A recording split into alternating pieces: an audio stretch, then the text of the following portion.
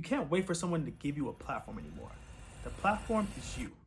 Whether you're an athlete, an entrepreneur, or a professional looking to make a move. The people winning right now are not waiting for opportunities. They're building ecosystems. Today I'm going to walk you through how the WNBA players and Twitch creators are both building their own personal brands as a form of leverage. Let's get into it.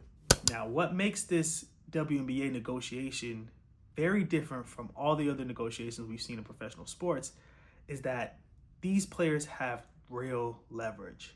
Right now, say what you want about the WNBA's business. On paper, they've lost money. That could be a form of accounting, but they haven't been profitable, right? And in the last 5 years, with the upswing in women's sports popularity, star players like Kaylin and Reese coming into the league, the eyeballs and the attention, and now the profits are going in the positive direction. And right on time, we have a negotiation coming up. And typically, the ownership side, the league side, will pull on the same blueprint, right? In the public, they know it's hard for fans to side with people who are already making a lot of money to do what feels like a kid's job. You know, they get to play sports. And we all know that there's more levels to it, and there's a level of professionalism that goes into it. But at its core, that's kind of how the public view professional athletes. And ownership plays on that and says, hey, look, these guys are getting paid so much money. They want more. They're the reason why you can't go to your favorite games on time. They're the reason why we're locking out, et cetera, right? So they're able to pull that card. Well, the WNBA cannot do that because these women are not making anywhere near the money that the NBA players, NFL players, MLB players make. So that is what makes this dynamic so interesting. And you add in the fact that the WNBA players have been strategic and smart about building their own personal brands. Now, we can argue about what the impetus for that is, but the reality is that they had to. They just simply didn't make enough to make a living. I mean, you look at Angel Reese's comments from last week, and she said, my dream job doesn't pay me enough. She's made more money when she was in college. Like, there's a huge disconnect. Like, what other industry do you know where you can make more money doing the thing in college as an amateur than you can as a working professional? So that's the gap that the WNBA has to address. And on top of that, right, players are more incentivized to stay in school and maximize their earnings there. They created their own league. Unrivaled is doing extremely well. You know, I kind of talked about how they built that league up in a very organic, authentic, and strategic way to where they're now exceeding $350 million valuations, right? So that is growth that they have been involved in building and creating equity for. Right? So they are coming to this negotiation table with the level of leverage that we haven't seen from professional athletes whenever the players associations and league ownership kind of have these back and forths that tend to result in lockouts. Now, we have a long off season, but I think we're completely heading to that way because they seem to be far apart just in terms of the dialogue. Like, Napheesa Collar was speaking to empathy, right? She was speaking to the fact that and her experience as an owner and in the ownership role of the league, that the league doesn't seem to value the players in just like a human way, right? Like, she brought up texting and having a relationship with the players and communicating them when they're injured, right? I think that goes a long way to building the relationships, right? And it seems like from her press conference, there's not much of that. And then we got the comments and the quotes from Kathy Engelbert, and they seemed very, very tone deaf, right? It seemed very much, hey, the only people that complain about the refs are losers, right? Like, okay, that's a shot, cool, do what you got to do. But then just like, she took a very hard stance on the responsibility for the success of the league. And that's where you get a little dicey, man, because we all watched, right? We all know the natural tendency is to give players the lion's share of the value, and it's because they do play the game. If they don't play, there's nothing to watch. I don't care how great your marketing strategy is. I don't care how great your sponsorship relationships are. I don't care how nice your arena is, your game presentation. If there's no game to play, all of that doesn't work, no matter what level of investment you put it in. So the players are extremely responsible for the success of the league.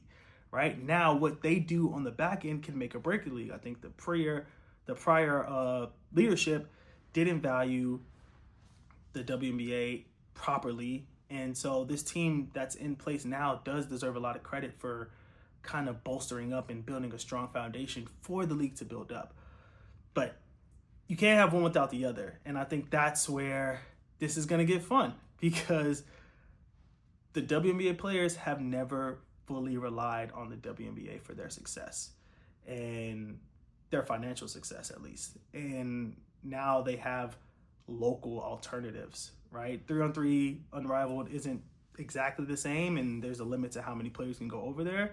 But a lot of these players play overseas, or they're from overseas and they stay over there for international competition. So this isn't going to be your typical negotiation, typical back and forth. So it is going to be fun to watch, but just me seeing how this is playing out, it just stresses the importance of building your own brand, right? In negotiations, you don't get what you deserve, you get what you have the leverage to negotiate.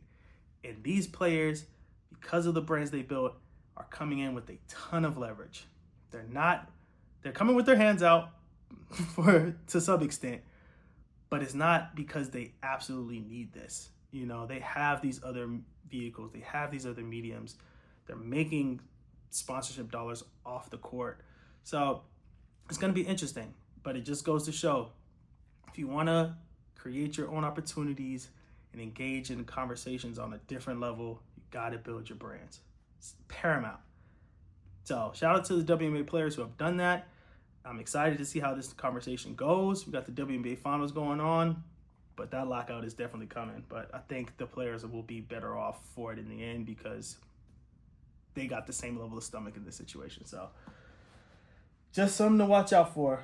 Now, the other area that's been blowing up recently is streaming, right? Like, you have these young kids, and I feel old saying this, right? But they're streaming online, and they're making a ton of money doing this, right? And it's not just about the money, and it's not just that this is some new thing that came out of nowhere, right? Like, streaming, or the concept of a live stream, has always existed.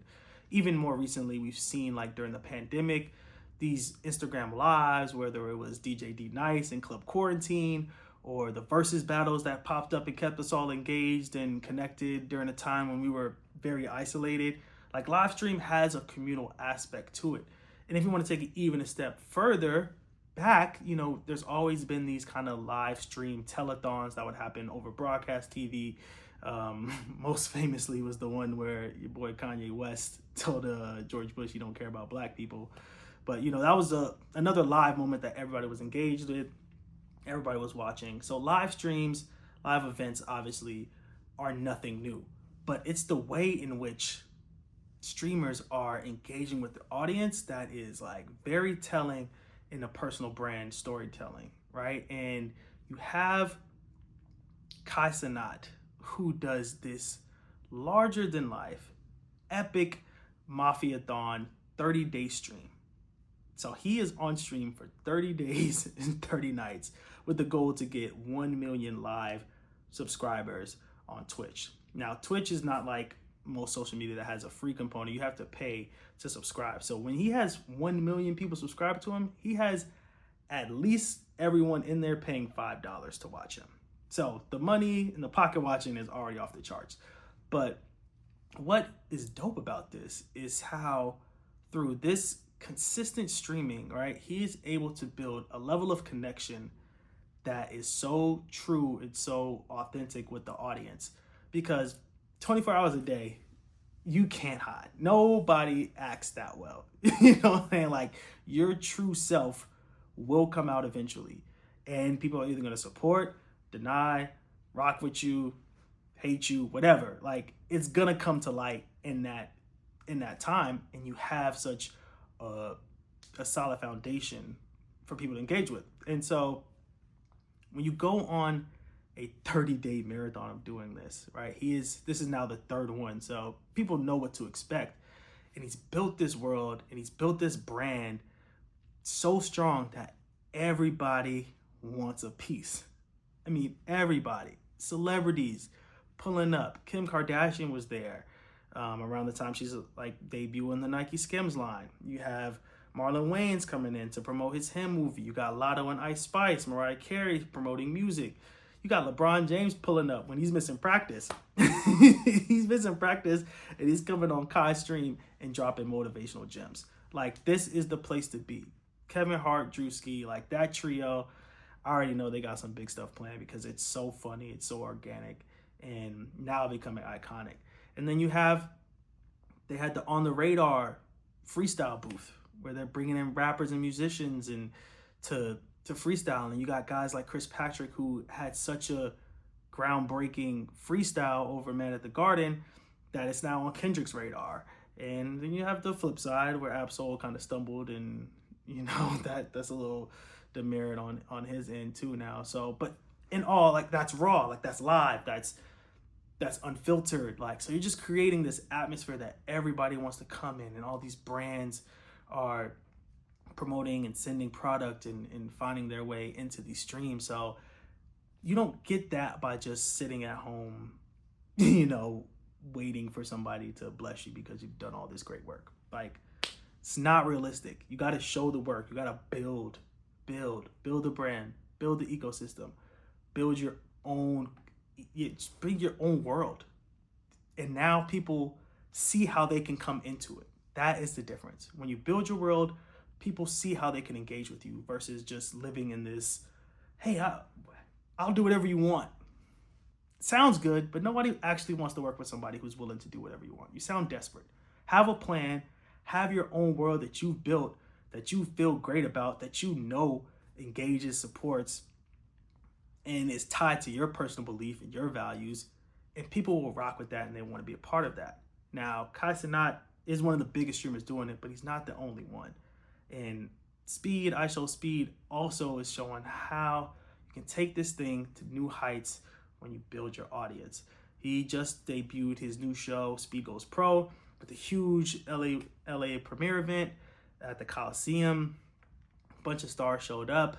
And I mean, he is somebody who is so fascinating to me because, again, I haven't chronicled his journey, but having just seen clips on social media, he seems like he should be a professional athlete. Like, this dude has like a 40-inch vert. He's running. He's almost beating like Noah Lyles. He's destroyed your boy Ashton with the Get Ready With Me videos. Like, bodied him. Like, he's doing a lot of crazy athletic things that normal people don't do. So this show is the perfect alignment with what he represents. And it's a great extension because this partnership kicked off around the Super Bowl with Dick's. Dick's is the supporting sponsor of this program. And right now it lives on YouTube and it's digital, but you best believe this is going to be a case study in their belt that's going to lead to some larger broadcast partnership opportunities. You know, Mr. Beats having Beats games on Amazon is the new bar, right? And showing that content can translate from a social first kind of, you know, platform into something that's a little bit more traditional. And as the traditional walls of broadcast are constantly crumbling, you know, the money is going to follow the people who have the intention, who have built the ability to capture and retain attention. So doing a live stream for 30 days, doing custom content with brand partnerships, and being able to have strong viewership, that translates, right? That's what brands are looking for. They want to be able to be a part of something that is already thriving.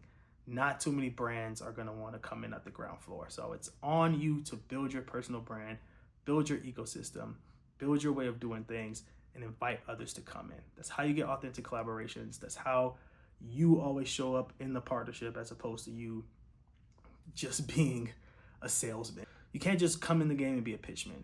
You got to know who you are, got to know what you stand for, And that way you're able to sell because we connect with you. So again, this is just all testaments to building your personal brand, building your ecosystem so that you can have financial freedom and be able to work and do the things that you want to do, because nobody's going to give it to you. So yeah, that's where we're at today. In case you made it all this way and were unaware of what you're watching, I'm Derek, the marketing point guard, and welcome to my channel.